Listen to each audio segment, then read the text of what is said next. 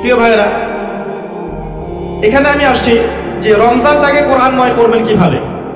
রমজানে এই আমলগুলো করবেন, আল্লাহ পাক তৌফিক দান করুন আমাকে আপনাদের সবাইকে। একটা বিষয়ের দিকে ফোকাস করবো আমি এখন, সেটা হচ্ছে কোরআন কেন্দ্রিক রমাদান। এখন একটা আয়াতকে আমি শোনাচ্ছি আপনাদের সামনে, পানি দিয়ে।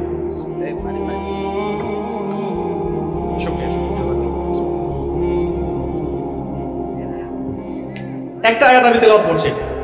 আল্লাহ রাব্বুল আলামিন সূরা বাকারার মধ্যে বলেছেন, শাহরু রমাদানাল্লাযী উনজিলা ফীহিল কুরআন হুদাল লিন-নাস ওয়া বায়িনাতিন মিনাল হুদা ওয়াল ফুরকান। আল্লাহ রাব্বুল আলামিন বলছেন, রমাদান সেই মাস, রমাদান সেই মাস যেই মাসে আমি কোরআন নাজিল করেছি। বলেন সুবহান। রমাদান সেই মাস যেই মাসে আমি কোরআন নাজিল করেছি।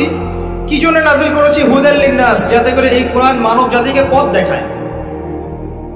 হুদাল লিন-নাস শুধু মুসলিমদের জন্য নয়, বরং হুদাল লিন-নাস পুরো মানব জাতির জন্য কোরআন হচ্ছে হেদায়েত। ওয়া বায়িনাতিন মিনাল হুদা, এটা হচ্ছে স্পষ্ট একটা দলিল, একটা প্রমাণ। ওয়াল ফুরকান, সত্য মিথ্যার চূড়ান্ত মানদণ্ড। আল্লাহ পাক এই কিতাব সম্পর্কে আরো বলেছেন, যালিকাল কিতাব লা রাইবা ফি, এটা এমন একটা কিতাব যে কিতাবে কোনো সন্দেহ নাই। আরো বলেছেন, ওয়া ইন কুনতুম ফি রাইবিন মিম্মা নাযালনা আলা আবদিনা ফাতু বিসূরাতিন মিন মিথলি, যদি কোনো সন্দেহ থেকে থাকে কোরআন সম্পর্কে, একটা সূরা রচনা করে দেখাও, একটা সূরা এনে দেখাও। ওয়াদউ শুহাদাকুম মিন দুনিল্লাহি ইন কুনতুম সাদিকিন, তোমাদের সমস্ত সাক্ষীদেরকে ডেকে নিয়ে আসো, সহযোগিতা নাও, তারপরে একটা সূরা রচনা করে দেখাও। ওয়া ইল্লাম তাফআলু, যদি করতে না পারো, ওয়ালান তাফআলু, কোশ্চিনকালে পারবেও না, তাহলে ফাত্তাকুন নারাল্লাতী ওয়াকুদুহা আন-নাস ওয়াল হিজারা, তাহলে সেই আগুনকে ভয় করো যে আগুনের ইন্ধন হবে মানুষ আর পাথর। আল্লাহ পাক এখানে একটা বিষয় দিকে ফোকাস করছেন। কোরআন আল্লাহ পাক রমাদান মাসে নাজিল করেছেন, যে বইয়ে কোনো সন্দেহ নাই, যেটা স্পষ্ট প্রমাণ, যেটা বায়িনাত, যেটা হুদান, এবং যেটা হচ্ছে ফুরকান, ন্যায় অন্যায়, সত্য মিথ্যা, হক বাতিলের চূড়ান্ত মানদণ্ড আল্লাহর ওহী আল কোরআন আল্লাহ পাক রমাদান মাসে নাজিল করেছেন। অন্য সূরা আল্লাহ বলেছেন, ইন্না আনজালনাহু ফি লাইলাতিল কদর, আমি কদরের রাতে আমি কদরের রাতে কোরআন নাজিল করেছি। আর কদরের রাত কি শবে বরাতে নাকি রমাদান মাসের শেষ দশকে? রমাদান মাসের শেষ দশকের বিজোড় রাত 21, 23, 25, 27, 29, এর মধ্যে একটা রাত হচ্ছে লাইলাতুল কদর। আল্লাহ পাক বলেন, কদরের রাতে আমি কোরআন নাজিল করেছি এবং কোরআনের সমস্ত বিষয়ের সমাধান নাজিল করেছি। কোথায় আছে? সূরা নাহল 89 নম্বর আয়াত। আল্লাহ পাক বলেন, ওয়া নাযালনা আলাইকাল কিতাব তিবয়ানান লিকুল্লি শাই, আমি এমন একটা কিতাব নাজিল করেছি হে নবী তোমার উপরে সাল্লাল্লাহু আলাইহি ওয়াসাল্লাম, যে কিতাবটা তিবয়ানান লিকুল্লি শাই, প্রত্যেকটা বিষয়ের ব্যাখ্যা। কোরআন প্রতিটা বিষয়েরই ব্যাখ্যা। ওয়া হুদান, এবং হেদায়েত, ওয়া রাহমাতান, এবং দয়া, ওয়া বুশরা লিল মুসলিমিন, মুসলিমদের জন্য সুসংবাদ। সূরা কাহফে আল্লাহ আরো বলেছেন, ওয়া লাকাদ সাররাফনা ফি হাযাল কুরআন লিন-নাস মিন কুল্লি মাসাল, আমি মানব জাতির জন্য কোরআনের প্রত্যেকটা বিষয় ব্যাখ্যা করেছি, প্রতিটা বিষয়। ওয়া কানা আল-ইনসান আকসারা শাইইন জাদালা, কিন্তু মানুষ বেশিরভাগ বিষয়ে বিতর্ক করতে পছন্দ করে।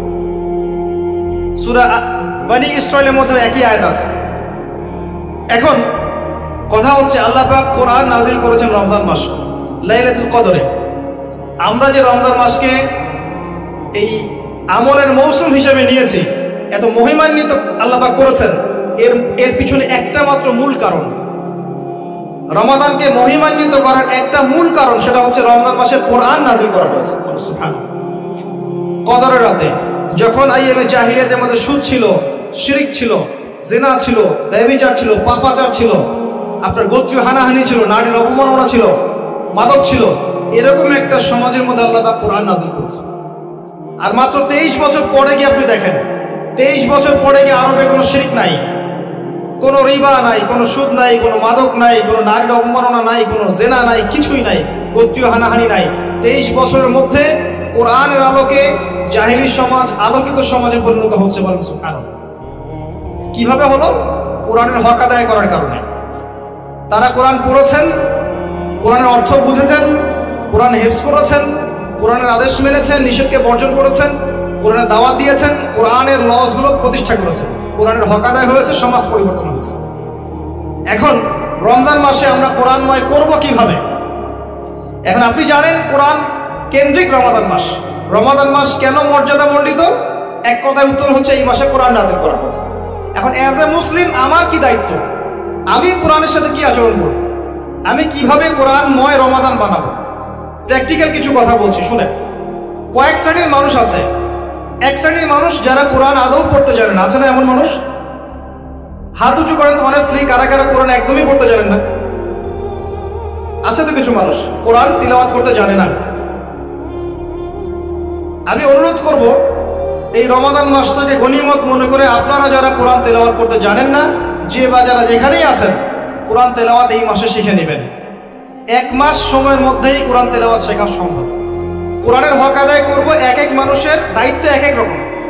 যে ব্যক্তি কোরআন মোটেই তেলাওয়াত করতে জানে না, তার জন্য এই রমাদানে কোরআনের হক হচ্ছে সেই কোরআন অ্যাটলিস্ট তেলাওয়াত করা শিখবেন। পারা যাবে ইনশাআল্লাহ? জাস্ট তেলাওয়াত করা শিখবেন। আপনি আলিফ থেকে শুরু করে ইয়া পর্যন্ত অক্ষর শিখবেন, আপনি মদ শিখবেন, মাখরাজ শিখবেন, তাজবিদ শিখবেন, গুন্না শিখবেন, আপনি বাকি অ্যারাবিক ব্যাকরণের নিয়মগুলো শিখবেন। পারা যাবে ইনশাআল্লাহ? কিভাবে শিখবেন? অনলাইনে অনেক কোর্স করানো হবে রমজান মাসে। রমাদান মাসে কিন্তু অনলাইনে অনেক কোর্স করানো হবে, 1 মাসে করতে পারেন। অলরেডি অনেক কোর্স দেওয়া আছে, শিখতে পারেন। অথবা আপনি সবচেয়ে ভালো হয় স্থানীয় আলেমের কাছে যাবেন, দৈনিক 30 দিন 30 রমাদান 1 ঘন্টা করে সময় দিবেন, ইনশাআল্লাহ আপনি শিখতে পারবেন। মসজিদে যারা দায়িত্বশীল আছেন, মসজিদকে 1 মাসে রমাদানে কোরআন শিক্ষা কোর্স চালু করেন, জনগণ ফ্রি শিখবে। আপনারা ইমাম সাহেবের বেতন দিবেন, পারবেন? আপনারা কমিটিতে যারা আছেন তারা ইমাম সাহেবের বেতন দিবেন, ভালো অঙ্কের হাদিয়া দিবেন, এবং তিনি এলাকার সমস্ত মানুষকে ফ্রি বিনামূল্যে কোরআন শিক্ষা দিবেন। করা যাবে? রমজান মাসটাকে কাজে লাগিয়ে যারা কোরআন একেবারেই তেলাওয়াত করতে জানেন না, তাদের দায়িত্ব হচ্ছে কোরআন তেলাওয়াত করা শেখা। এখানে আপনার জন্য কয়েকটা ফজিলত বলছি আমি, লিসেন ভাই। যদি আপনি কোরআন তেলাওয়াত করতে শিখে নেন এবং একবার বিশুদ্ধ করে শিখে নেন, আজীবন এটা আপনার কাজও দিবে। আপনার জন্য রাসূলের কয়েকটা হাদিস, শুধু আপনার জন্য। নবী সাল্লাল্লাহু আলাইহি ওয়াসাল্লাম বলেছেন, ইকরাউল কোরআন, তোমরা কোরআন তেলাওয়াত করো, ফাইন্নাহু ইয়াতি ইয়াউমাল কিয়ামাহ শাফিআন লিআসহাবি। কোরআন কিয়ামতের দিনে তেলাওয়াতকারীর পক্ষে আল্লাহর কাছে সুপারিশ করবে ইনশাআল্লাহ। নবীজি বলেছেন, খায়রুকুম মান তাআল্লামাল কোরআন ওয়া আল্লামা। তোমাদের মধ্যে শ্রেষ্ঠ ব্যক্তি তারাই, সর্বোত্তম ব্যক্তি তারাই, খায়র উত্তম ব্যক্তি তারাই যারা নিজে কোরআন শেখে অপরকে শেখায়। পারবেন ইনশাআল্লাহ? একটা হাদিসে বলেছেন, কোরআন যারা তেলাওয়াত করে, কোরআন তেলাওয়াত করে এর উপর মাহির হয়, দক্ষ হয়, মা'আস সাফরাতিল কিরামিল বাররা, তারা সম্মানিত ফেরেশতাদের সাথে হাসর করবে। আর যারা তেলাওয়াত করতে গিয়ে আটকে যায়, ওয়ায়াতাদা'তাউ ফিহি ওয়া হুয়া আলাইহি শাক ফালাহু আজরান, যে ব্যক্তি তেলাওয়াত করতে গিয়ে আটকে যায় আবার চেষ্টা করে, তার জন্য ডাবল পুরস্কার আছে। আপনি তেলাওয়াত করা শেখেন, সূরা ফাতিহা তেলাওয়াত করবেন, এটা কোরআনের সবচেয়ে মর্যাদামণ্ডিত আয়াত। আয়াতুল কুরসি তেলাওয়াত করবেন, এটা কোরআনের অন্যতম একটা মর্যাদামণ্ডিত আয়াত। এবং আয়াতুল কুরসি প্রত্যেক ফরজ নামাজের পরে পড়বেন, মৃত্যু ছাড়া জান্নাতে যাওয়ার কোনো বাধা নাই। আপনি সূরা মুলক পড়বেন, সূরা মুলক আপনাকে কবরের আযাব থেকে বাঁচাবে ইনশাআল্লাহ। আপনি সূরা কাহফ পড়বেন, প্রথম 10 আয়াত শেষ 10 আয়াত, আপনাকে আল্লাহ পাক দাজ্জালের ফিতনা থেকে বাঁচাবে ইনশাআল্লাহ।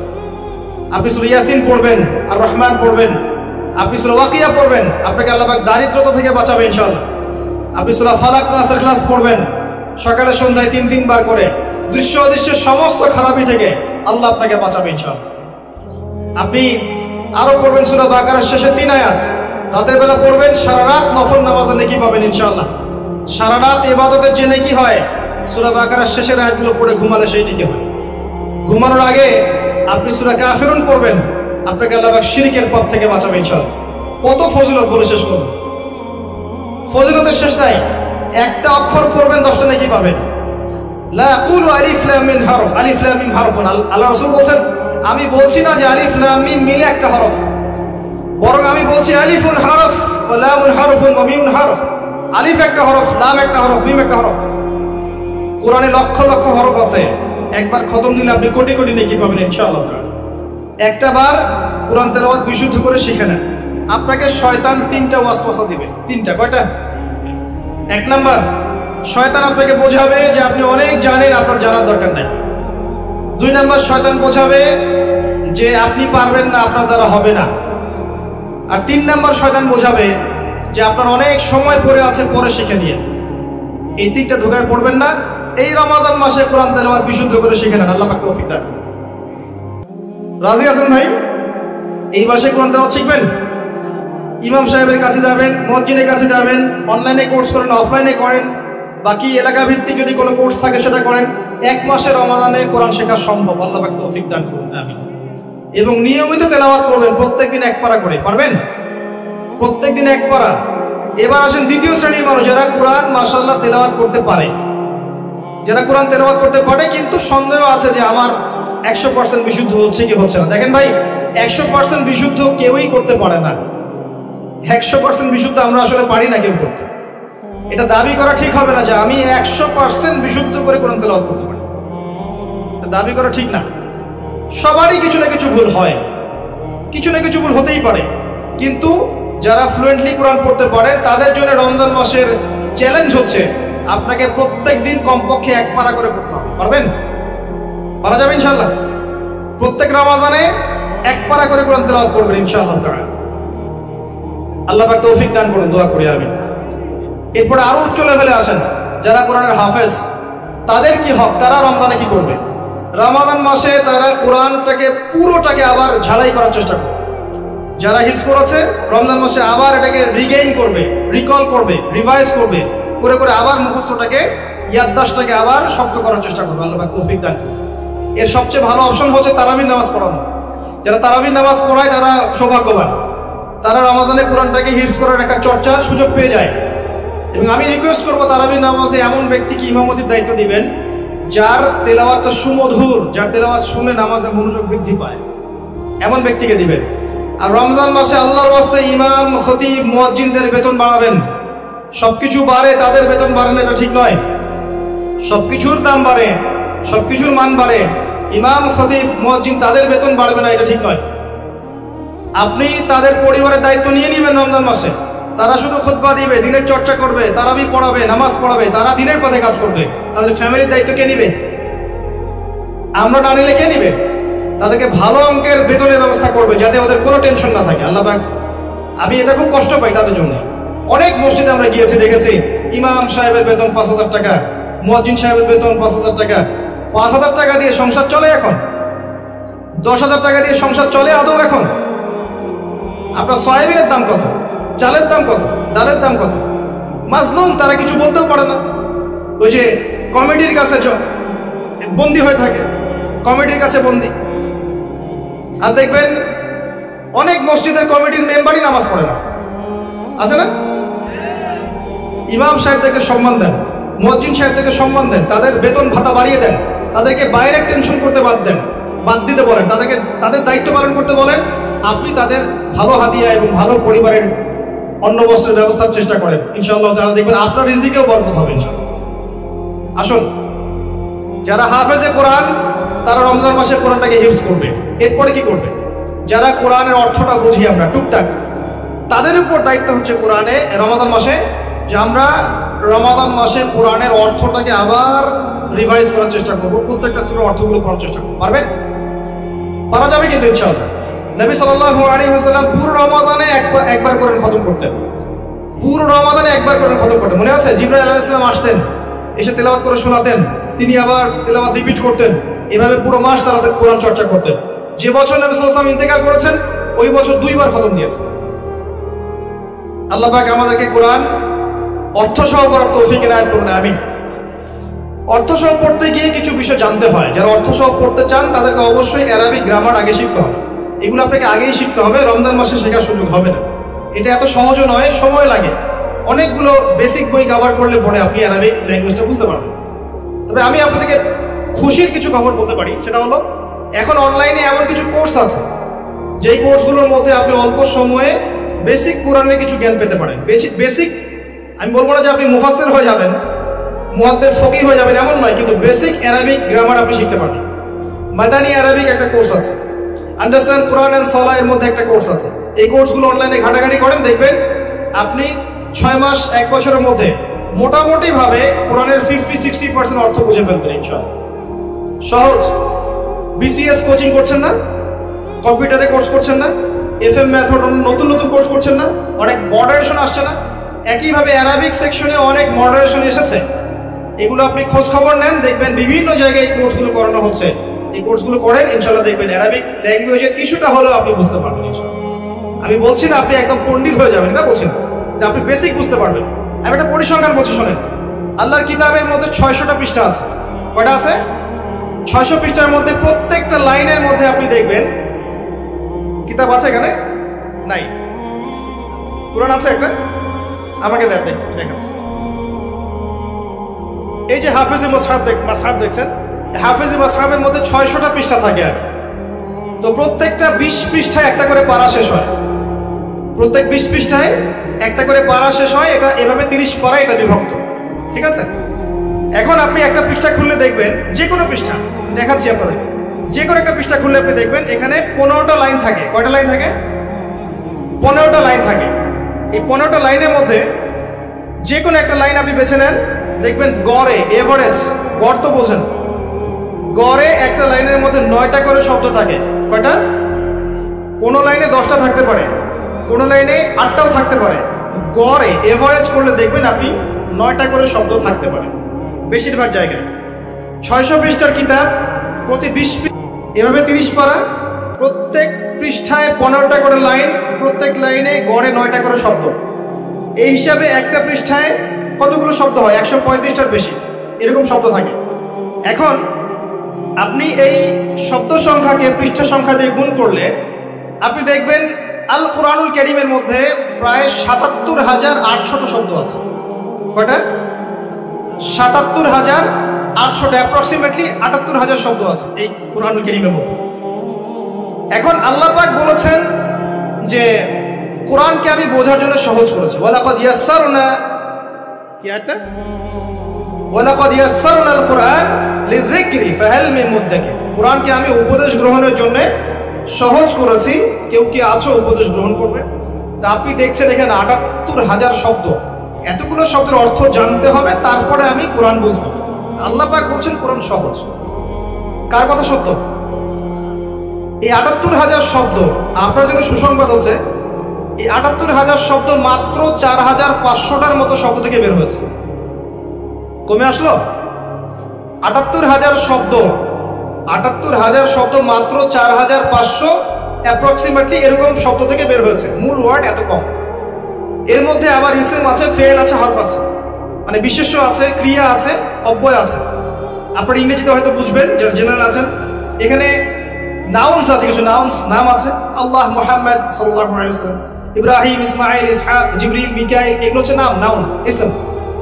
এমন অনেক আছে ফেল, ক্রিয়া আছে, না আবুদু, নাস্তাইন, অনেক ফেল আছে, নাকফুরু, নাতরুকু ইত্যাদি।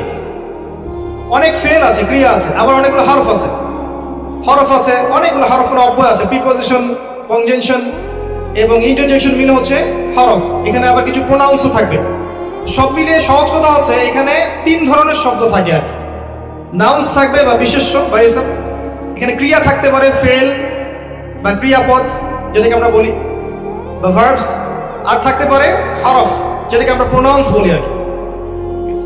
তো এই হলো আলটিমেটলি আপনার শব্দ সংখ্যা। এখন এই ৪,৫০০টা ওয়ার্ডের মধ্যে আবার মাত্র ৪০০ থেকে ৫০০টা শব্দ আছে, মাত্র ৪০০ থেকে ৫০০টা শব্দ, যেগুলো রুট ওয়ার্ড, মাসদার। এইগুলো থেকেই কোরআনের প্রায় 70% অনুবাদ করা সম্ভব। কথা কি বুঝতে পারছেন? মাত্র ৪০০-৫০০ রুট ওয়ার্ড, মাসদার আপনি জানলে এবং অ্যারাবিক গ্রামার জানলে, ট্রান্সফরমেশন শিখলে, একটা শব্দ থেকে অনেকগুলো শব্দ তৈরি করার পদ্ধতি জানতে পারলে আপনি মিনিমাম 60 থেকে 70% কোরআনের অর্থ বুঝতে পারবেন। আমি আপনাকে কিছু সাজেস্ট করছি। understandquran.com, এটা ভিজিট করেন। আপনি অ্যারাবিক, মাদানী অ্যারাবিক ভিজিট করেন, দেখবেন এরকম নতুন নতুন অনেক কোর্স এসেছে যেগুলো অল্প সময়ের মধ্যে আপনাকে একটা ধারণা দিবে। আমি বলছি না যে আপনাকে কিন্তু পণ্ডিত বানাবে, আমি কিন্তু এটা বলছি না। আপনাকে একটা ধারণা দিবে যে কোরআনে আল্লাহ পাক কি বলেছেন আসলে, এবং আপনি অ্যারাবিক টু অ্যারাবিক বুঝতে পারবেন। ইমাম সাহেব তেলাওয়াত করবেন, আপনি মোটামুটি বুঝতে পারবেন যে ওনার এটার অর্থটা কি। ইমাম সাহেব তেলাওয়াত করবেন, ইয়া আইয়ুহাল্লাযীনা আমানু, আপনি বুঝবেন যে ইমাম সাহেব বলছেন হে মুমিনগণ ইত্তাকুল্লাহ, আল্লাহকে ভয় করো, আপনি বুঝবেন। ওয়া যারু মা বাকিয়া মিনার রিবা, সুদের অবশিষ্ট অংশ ছেড়ে দাও, আপনি বুঝতে পারবেন। ওয়া ইল্লাম তাফআলু, তোমরা যদি এটা না করো, ফাআযানু বিহারবি মিনাল্লাহি ওয়া রাসূলিহি, তাহলে আল্লাহ এবং তার রাসূলের সাথে যুদ্ধের ঘোষণা শুনে রাখো, আপনি বুঝতে পারবেন। আমি বলছি না 100% বুঝতে পারবেন, আমি বলছি আপনি 50, 60, 70% ধরতে পারবেন যে অর্থটা কি বলছে। এটা কি আপনার জন্য কম? আপনি জেনারেল লাইনে পড়েছেন, সারা জীবন কোনোদিনও কোরআনের সংস্পর্শে আসতে পারেন নাই, 1 বছর সময় দিয়ে যদি এতটুকু অ্যাচিভ করতে পারেন, আপনার জন্য কম? আরো যদি লেগে থাকেন, মাদ্রাসায় যান, ওস্তাদের কাছে যান, আরো গ্রামারের বইগুলো পড়তে থাকেন, ক্লাসিক্যাল বইগুলো পড়েন, ইনশাল্লাহ 5 বছর পরে, 10 বছর পরে আপনি দেখবেন ইনশাল্লাহ আপনি অনেক কিছুই জানতে পারবেন না? শুরুটা হোক রমাদান মাসে, আল্লাহ পাক তৌফিক দান করুন। এই রমাদানে শুরু করে দেন। আমি মাহফিল বলে আরো বেশি কথা বলতে পারছি না, এখানে আরো অনেক তত্ত্ব উপাত্ত আমার কাছে আছে যেগুলোতে আমি আপনাকে বোঝাতে পারতাম যে কোরআন অনেক সহজ, বোঝাটা অনেক সহজ। হাদিস কঠিন, হাদিসের মধ্যে অনেক কঠিন শব্দ থাকে, অনেক কঠিন বিষয় আছে। কোরআন অনেকটা সহজ, আলহামদুলিল্লাহ। আল্লাহ পাক কোরআনকে সহজ করেছেন বোঝার জন্য।